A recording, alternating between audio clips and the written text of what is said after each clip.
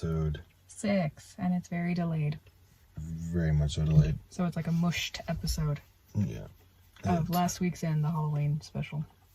Yes. It's more of a me episode. So you're going to go first because you have the most. I have 4. So the first ones we're going to do are the hauntings we promised. And then my little Halloween snippet is the origin of the Jackolantern. And wearing my Halloween costume, I am Sam from Trick or Treat. This hood's ridiculous. Alright. Oh my god, my skull. To say I don't go all out for Halloween is an understatement. Alright, so the first haunting is actually one that scared me when I was a kid. Like, it scared me so bad. And I know you've heard of it. So this is the Bell Witch. And I once again heard it on that show, Truth or Scare, hosted by Michelle Trachtenberg. And oh my god, how they did it was just so bleh. So, here's the story of the Bell Witch. So, the Bell family lived on a nice piece of land in Tennessee that had a cave with it as well. And from what I read, and I remember, the family lived peacefully for about 13 years on this piece of land. Then one day the family and the farmhands started seeing strange creatures on their land. A strange looking dog and a gigantic bird flew away from the house around or in the year 1817. Then one day they started hearing rats gnawing at their bedpost and hearing chains being dragged across the floor. They didn't think anything of it until the spirit started talking to them. The spirit claimed to be Old Kate Batts and responded well to that name. She said she only wanted John Bell, the dad, dead, and to prevent Betsy Bell from marrying a farmhand. She was pleasant to the other members of the family, however. The spirit even called John's wife, Lucy, the most perfect woman to walk the earth, and even sang hymns to her. They were skeptical but still kept quiet until one night they had friends stay over and they witnessed everything. And so word got about it, like everyone had to go and see the Bell Witch, and they would like ask her questions and everything. Like, it became a huge phenomenon. Other people tested Kate and she always delivered. A man asked what his Dutch grandmother would say if she thought a slave did something wrong, and Kate replied to him in his grandmother's voice the exact thing she would say. Others asked about their family across the sea, and so Kate paid them a visit. She was powerful and, in her words, once peaceful but now disturbed. Why was Kate disturbed? No one really knows. Some say the Bell's land was on Native American burial ground that was disturbed, or that Kate was actually a person John Bell scorned on a land deal. Either way, Kate was real to the Bells, and the townsfolk that soon news began to spread about the witch, and people were lining up to see her, like I said. Kate was very well spoken and loved to have religious arguments. Then Kate took things up a notch for John and Betsy. Betsy had her hair pulled and was dragged down the stairs. John's face became paralyzed. And like I was reading more, like he like had like his throat swelled up too. Like it was like he was like tormented. But the tormented ended when the witch finally fulfilled her promise and poisoned John Bell. At the funeral, it was said the service was interrupted by Kate laughing and singing drinking songs. That was the thing that creeped me out as a kid, because they showed like the funeral and then they just had the witch just and I'm like, oh hell no. Was that laugh they did. That's what freaking scared me. Betsy also broke off her engagement to the farmhand to prevent any further trouble or death. Kate, however, was still not gone. She said she would return in 7 years, and she did. When John saw son, Lucy, and they were still at the house. They were pleasant, but they pretty much just like ignored her. And she said she would return again in about 125 years. And she did, but there was nothing, tremendous to report. Some say she never left at all, and that she still watches the woods, and if brave enough, you can pay and take a tour of the cave and the property the cabin once stood on. No, I'm good. Yeah, no, like I said, that laugh was what did me in, how they just did that. Like, they're all like how they had the thing where they were just all standing there and you just hear the like happy laughing. Mm. And was like, I don't know. No, spank you. Do you want me to do another one of mine? Yeah. Okay. You have 4 of them. Yeah, I have 4. My hair is awful tonight, hence the hood. Alright. So this one, you kind of know, but you're not like, you only know what I've told you about. Mm-hmm.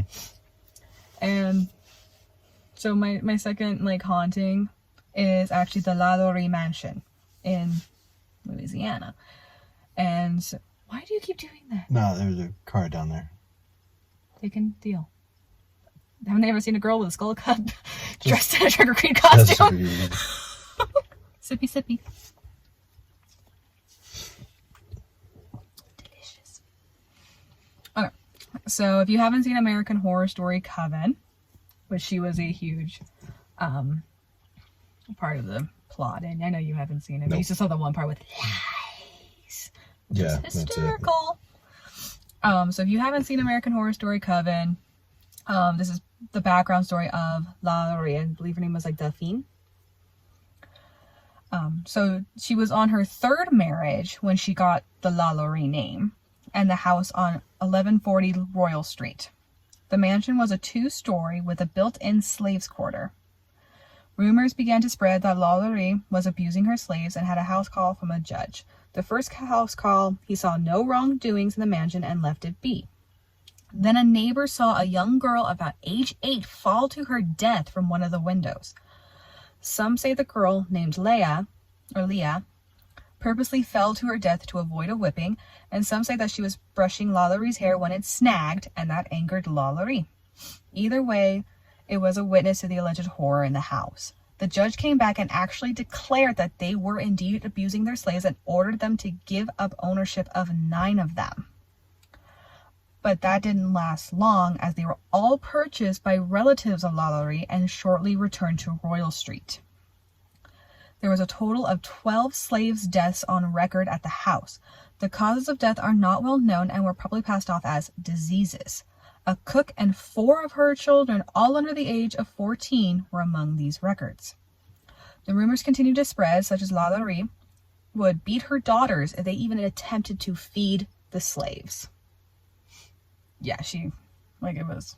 And even her husband and were separated at the time. And even he was like, there's no wrongdoing here. So the rumors continued to spread until a fire erupted in the kitchen on April 10th, 1834. Fire crews and volunteers entered the house. Come on, go back up. Thank you. Entered the house and found a frail old cook, age late 70s, chained to the stove, which was one of the rumors that was proven true. She said it was a suicide attempt because she didn't want to get punished and go upstairs, because no one who went upstairs ever came back. The crews wanted to check the slaves' quarters to make sure everyone was out safe, but Madame refused. So, of course, they broke the door down and confirmed their suspicions. Inside were slaves who were chained up either by their thumbs or iron collars around their necks. When asked how long they'd been there, only one could say months. Now, the accounts of what they saw are speculated. All we know that there was clear signs of abuse. One person wrote that a girl's arms were ripped off and her skin peeled back in a circular motion resembling a human caterpillar. Another had their bones broken and forcibly repositioned to heal so they were deformed, resembling a crab. These accounts are not valid, but no one has ever denied them. Later on, with the outrage of what was discovered, an angry mob went to the house and burned it to the ground. The house that is there now is not the original, just a recreation with an added 3rd level. Lottory fled to France and avoided conviction. Not much is known about her life after her exile or even her death. There are 3 separate dates of her death. One say that she died in a boar accident. Someone said they found a plaque with her death on it, and then the records say something else. There's 3 separate rumors and of her death. 3 separate grave sites. Pretty much, yeah.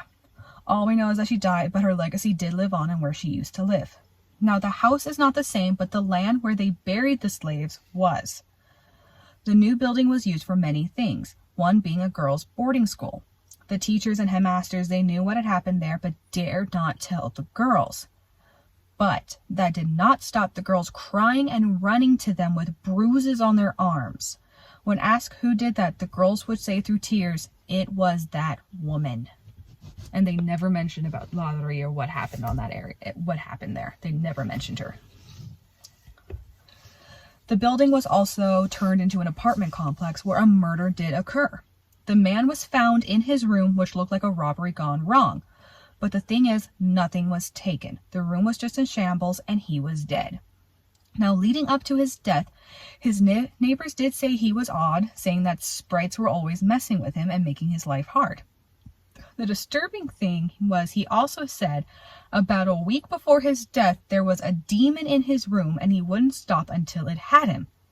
Either way, his torment ended with his death. When walking near 1140 Worrell Street, passerbys have claimed to hear moaning and wailing from the property. Another random real fact about the property was that actor Nicolas Cage purchased the property at one point in his life and lost it when he was in the financial trouble. Fun. And like Leia, the girl who fell from the window, she messes with the street lights.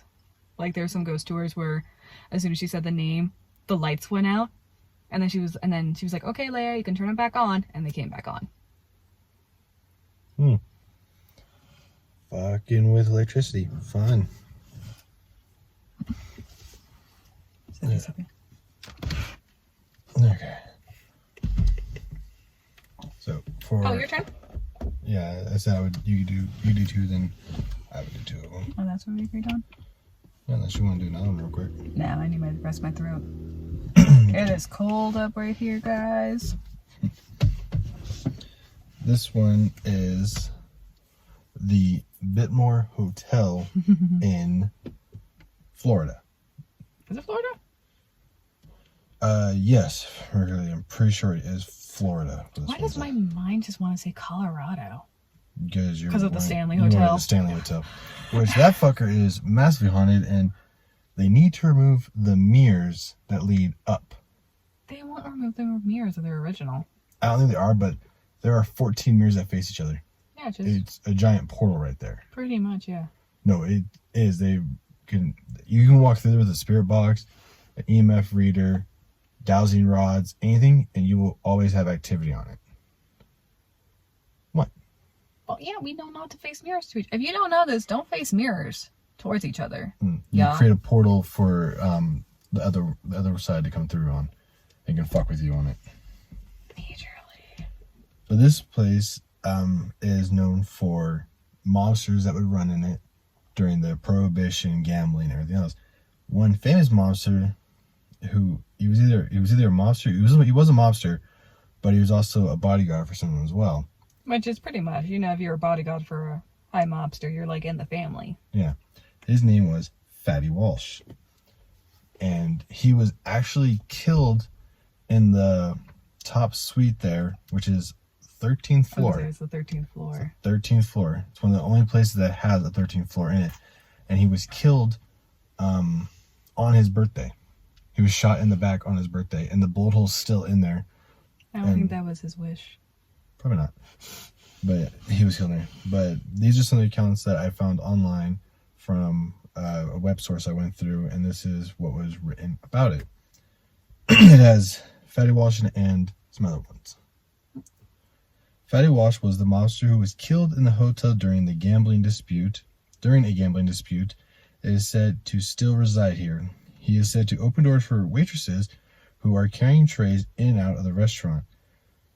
He writes messages on the mirrors, steals lampshades. I don't understand the whole lampshade shit. It reminds me of Lilo and Stitch, and steal everyone's left shoe.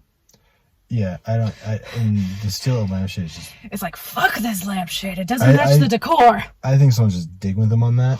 I don't think he's actually taking lampshades. I would like to meet a ghost who actually is just like, it doesn't match the decor, and they keep putting it on. Yeah. He turns off lights and plays with guests on the elevator. He's reported to send guests to floors they didn't want to go to. The elevator has been checked numerous occasions and never has a fault been found in it. There's a story of a husband and wife who wanted to go off the elevator on the 4th floor, but was brought to the empty 13th floor instead. The doors opened and continued to open for a good while. The woman got out of the elevator, and the elevator suddenly shot it. When I was reading through it, I know what it was, but I still say it. It's supposed to be shut, not shot. Shut behind her and went down with her husband in it still. The husband asked for help, and the staff when they went up to the 13th floor, they found the woman very frightened. She told them that she heard someone walking around in the shadows, talking and laughing, and she also smelled cigar smoke. Anyone that's been around people that smoke cigars, has even gone to a smoke shop, you know what a cigar smells like. You know that distinct smell of it. Oh my god, no, but I don't do cigars. The thing is... Or I know anyone who did cigars. You know, cigars have a more delicate smell because of what they're made with. It doesn't smell as bad as a cigarette. Ugh. Yeah. But another thing with it is multiple investigators have gone there, done EVPs, done everything they can to contact it, and have gotten all kinds of info from it. Like one that we watch is Mine CTV. They've the guy of it has been there twice. The second time, yeah, Casey's been there twice. Yeah, that's what his hat is. Yeah, this is their apparel. Crap. Because they're actually really good and they find stuff. I will put a link to their channel down below if you would like to see their encounters at the Bitmore Hotel with Fatty Walsh, and it is Walsh.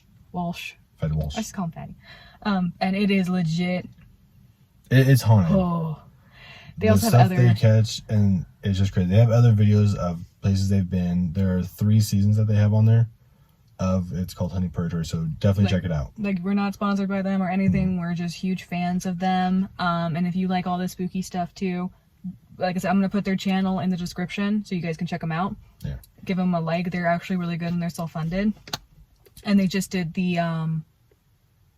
Yorkshire Hospital. Hospital, yeah, Yorkshire Hospital, and they got some crazy shit there. Yeah, that one was nuts. The worst one was surprise. Oh, I can't. But another thing with the hotel is guests have reported seeing a woman in white in their room. It is believed to be the ghost of a woman who jumped out of the tower for reasons still highly debated.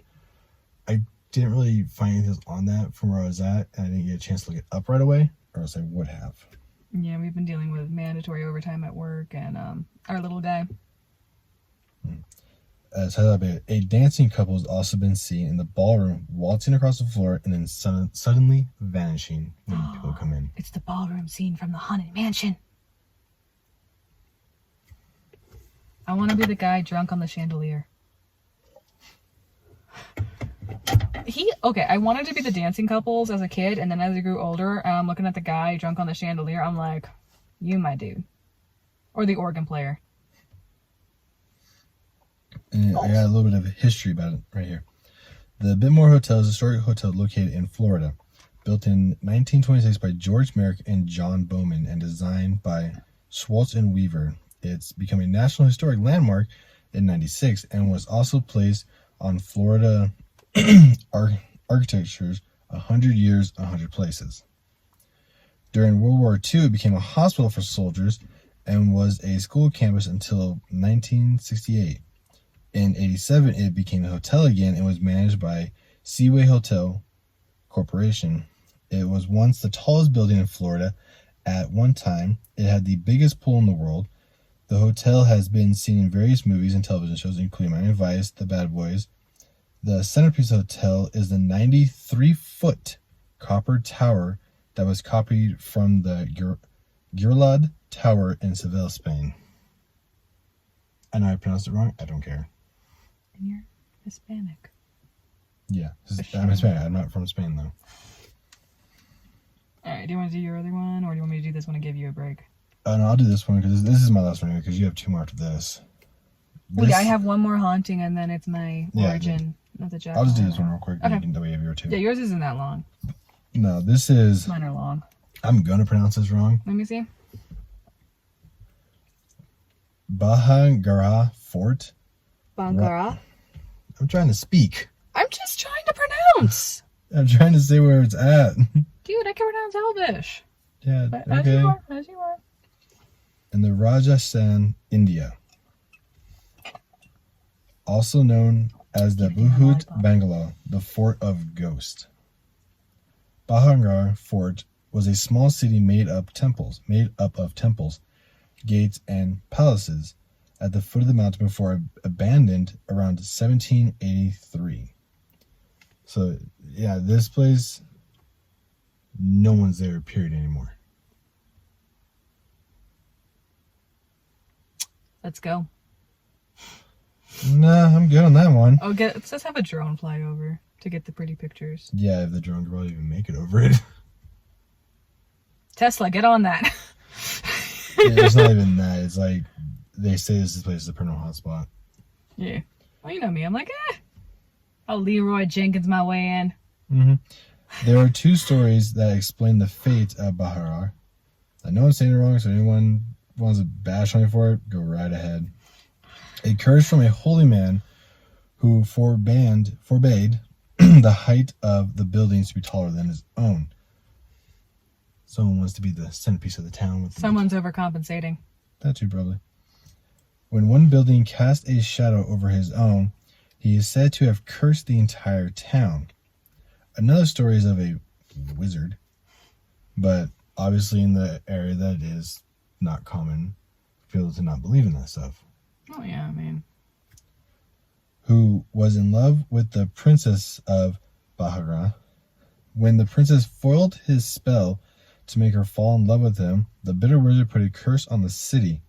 Today it's said that anyone who enters the city at night will never come out again, and paranormal activity is thought to be concentrated around the dancer's house, and Jahre Bazaar marketplace.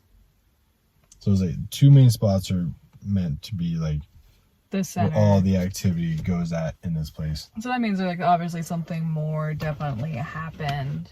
Mm-hmm.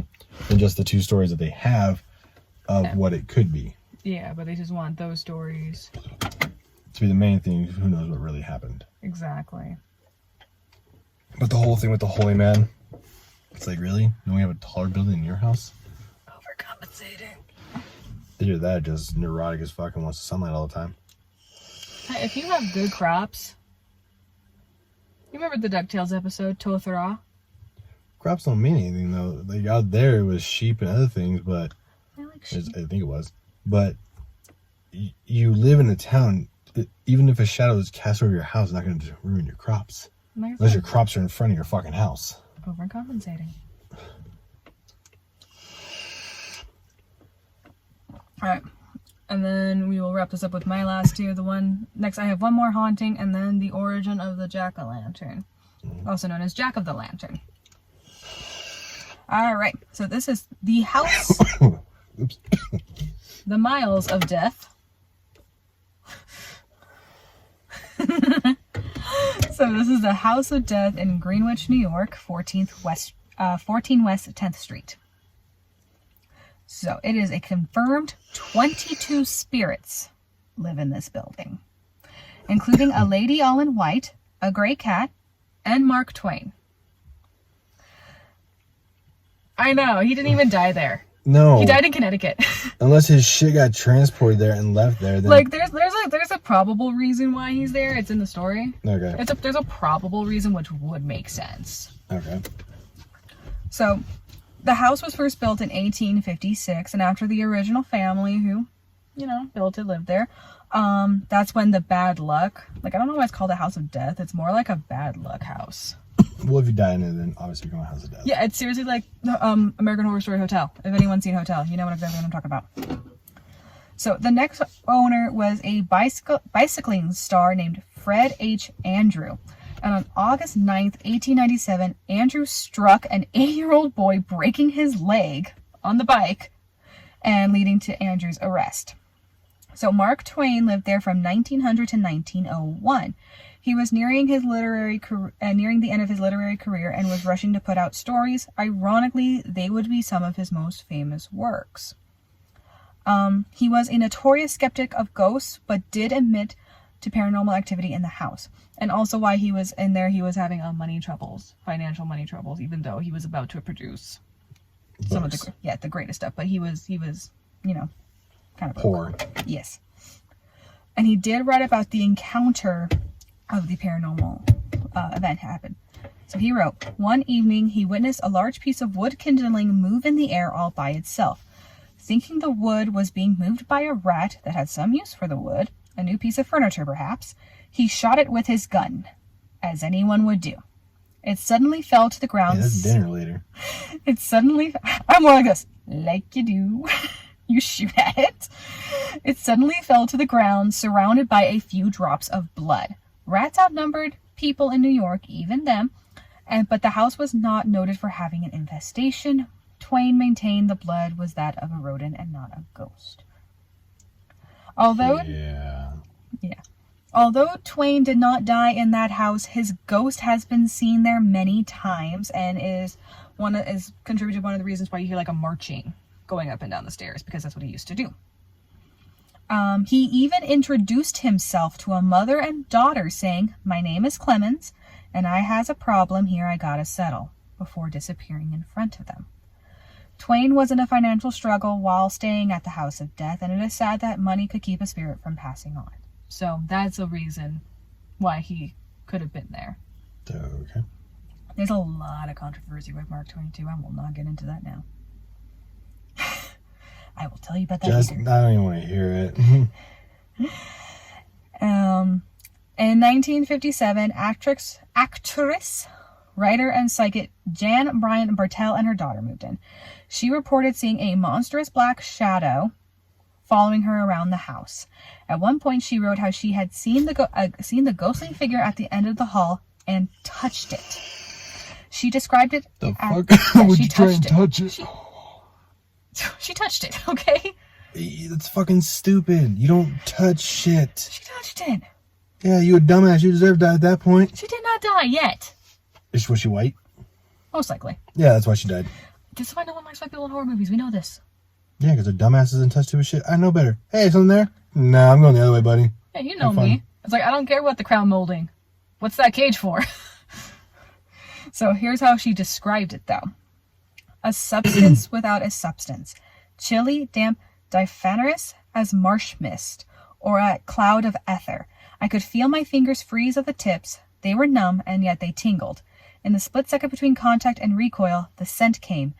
Fragile and languorous, and sweet, unbearably, cloyingly sweet. Other occurrence... So Willy Wonka's kid? It's more like it's both, but not. Like, that was the best way to say, like, it's there, but it's not. It's like a cloud. Like, you see it, but you can't hold on to it. And then it's dry eyes. Super sweet. Yeah. And then, and then the smell was just, like, sweet. So that obviously means that it was not ill towards her. Normally. That's what that means.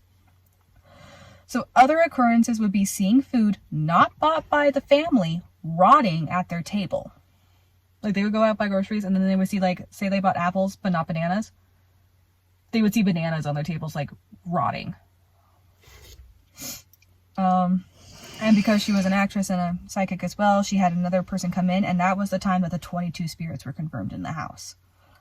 So Bartell wrote about her experience in her book, Spindrift. Sadly, Bartell passed away after finishing her book, and her death was under mysterious circumstances.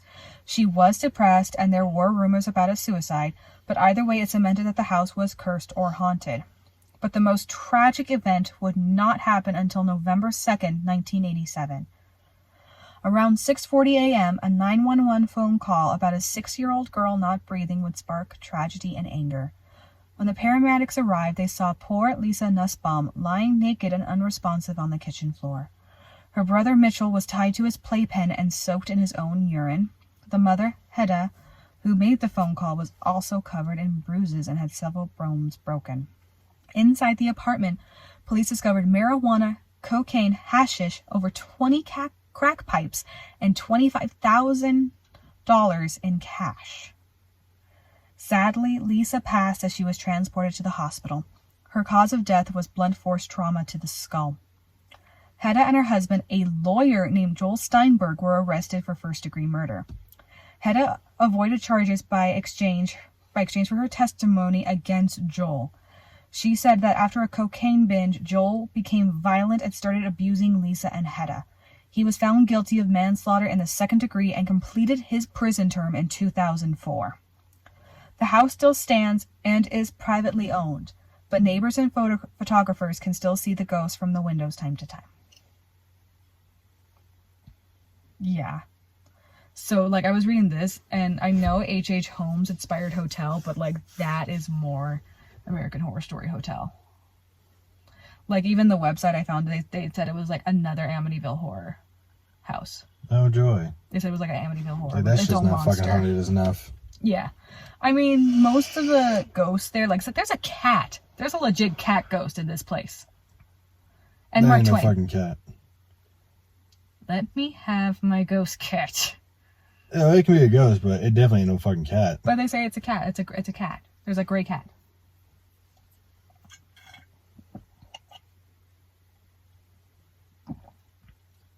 It's cherry vanilla. Leave me be. And it's in a pretty purple skull.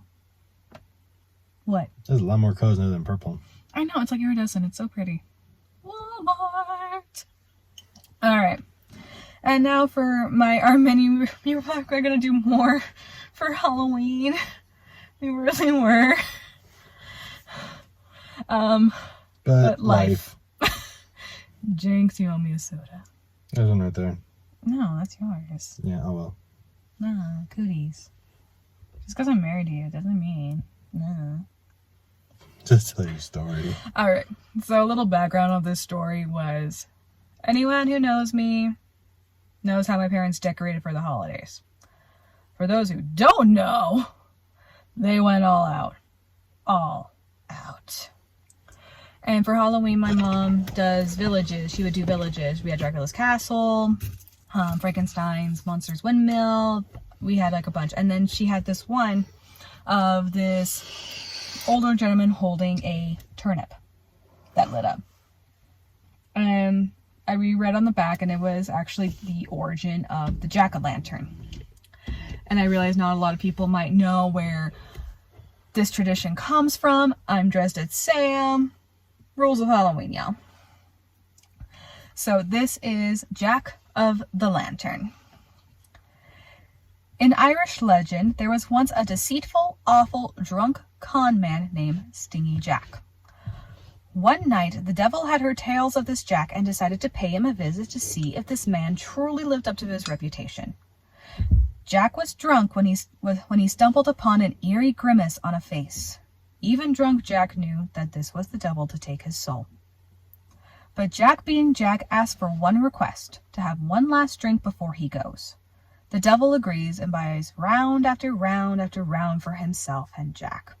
When he is satisfied, he asks the devil to pay for the tab. The devil was taken aback because he's the devil, not a bank. Jack suggested that he turn himself into a silver coin to pay for the drinks, and the devil did. Jack instead pocketed the coin and put a cross in his pocket so the devil couldn't change back. Jack said he wouldn't let him out unless he promised to leave him alone for 10 years. The devil agreed. 10 years later to the date, Jack found himself facing the devil again. Accepting that it was his time to go, he asked the devil if he could get an apple from the tree they were near. Foolishly believing Jack, he agreed and climbed the tree. When he was up there, Jack carved a cross onto the tree so the devil was stuck once again. He made the devil promise this time that he would not take his soul or take him to hell when he died and leave him alone. The devil agreed and left Jack alone. Jack's body finally turned on him from all of his drinking and he passed away. He was preparing to enter the white gates of heaven when St. Peter said he got a message from God saying he would not allow a man who was so sinful, selfish, and a lifetime of drinking, he was not allowed in. Jack then went to the gates of hell and begged to be let in. But, true to his promise, the devil refused. Instead, he gave Jack a single burning coal inside a hollow turnip to light his way in between worlds and to warn others not to suffer the same as Jack. The tradition of jack-o'-lanterns is to ward off Jack and other unsavory spirits that might pass by in the night. So that is the origin. And then the years like change. Sometimes it says a year, and then when he does the tree, it's like 10 years, and you won't take my soul to hell. Sometimes he, like when the devil went into the tree, he put like a bunch of crosses around the tree. So like it changes, and yeah, it went in, and jack-o'-lanterns were originally turnips or really big radishes back in the day, and it wasn't until like Americans started picking up Pumpkins. They realized pumpkins worked really well. Better to carve out of than a turnip. Exactly.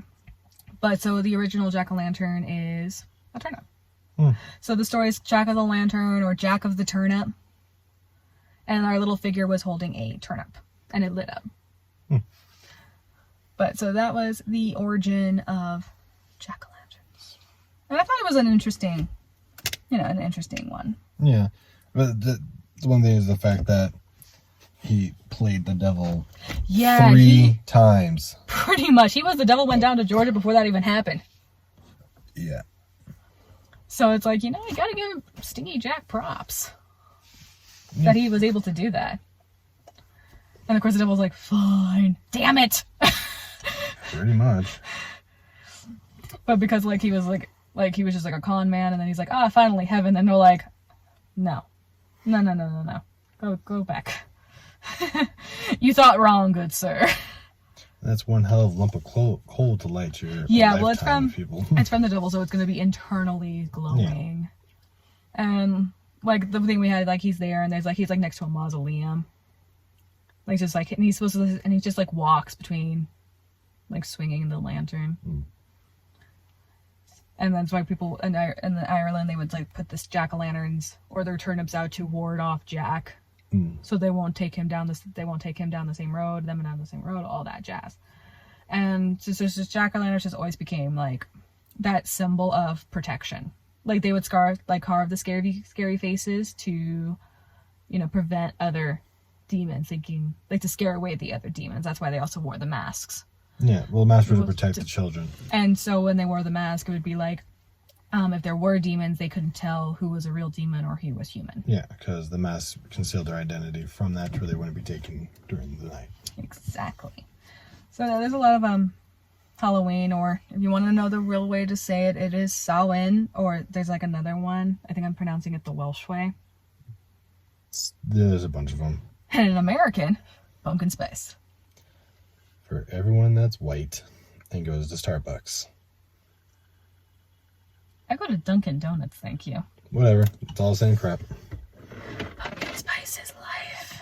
Oh, and it is also tamale season. My life revolves around pumpkin spice and tamales. Ask him. Pretty much. But yeah, that's this week's episode.